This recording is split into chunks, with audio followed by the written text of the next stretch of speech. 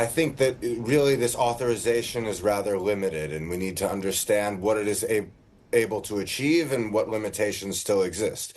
So far, we've seen messaging from the Biden administration that specifically they want this authorization to apply to Kursk Oblast, perhaps some of the surrounding areas where Russia is looking to mount this counteroffensive, even though that will have significant costs at the height of winter to try to retake as much of that territory before Trump takes office as possible. One interesting thing is that we haven't seen Trump specifically denounce this. Yes, his son did, but certainly his son doesn't speak for him, and his new national security team, a lot of whom he has already nominated, have also been reticent to comment about it, including some leaks that they want to pursue some kind of grand strategy, potentially escalate to put themselves into a stronger position. Now, in terms of the weapons itself, really the crucial ones impacted here are the so-called ATACMS rockets supplied by the United States, which have a maximum range of up to 300 kilometers that can be used to target the Russian bases planning for that operation. Ukrainian air power is still not going to operate in Russian territory or oftentimes even near it because of the significant air power advantage that Russia has.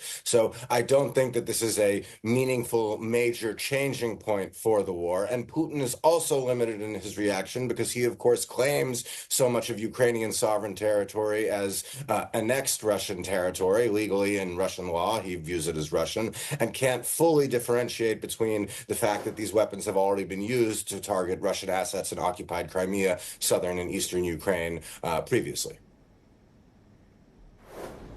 Walk me through how the American allies are going to respond, and in particular, just on the UK, will the UK follow suit and allow Ukraine to fire British-supplied weapons into Russia? That's the question now.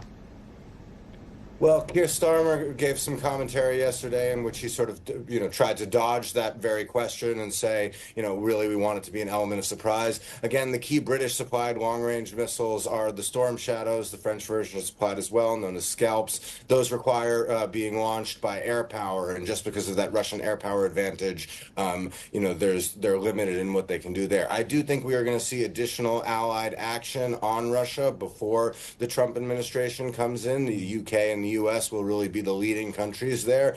But, there's a lot of pressure on Biden, including from within his own administration, to try to protect some of his legacy by shoring up Ukrainian support as much as possible. We, of course, saw him speak to President Trump about that. or President-elect Trump. I think we are going to see more conversations internationally on that front, what can still be done. The U.S. is bringing out $7 billion more in Ukraine aid that's already been authorized by Congress, trying to get that before the January 20th deadline. And also potentially some key sanction steps as well. There's been rumors about sanctioning of Gazprom Bank and finally cutting it off as one of the last major remaining financial channels still connected to the West, and also final movement on harnessing and even potentially seizing some of those frozen Russian assets to be used to help finance Ukraine.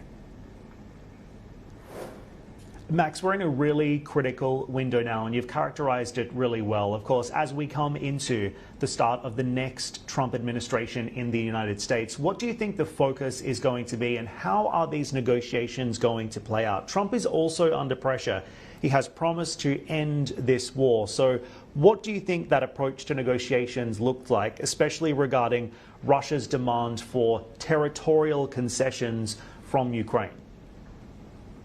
Well, the first thing I would say is one of the things that makes Trump relatively unique as a politician, or unique in a successful politician, is that he is able to promise a lot to everybody and often not deliver or change his own promises there, and his supporters are often very good at remaining loyal to him throughout. So I'm not so sure that I see Trump as under major pressure there. I think that's why we're already seeing some of this language around a different approach to the one he was talking about in the campaign during it. And of course, we have to remember, Putin has to be brought to the table to negotiate. And right now, I think Putin doesn't see himself as inclined to do so. He's continuing to do these major military efforts, right? The British Ministry of Defense estimates that Russian casualty levels in the last few weeks have been their highest throughout this war.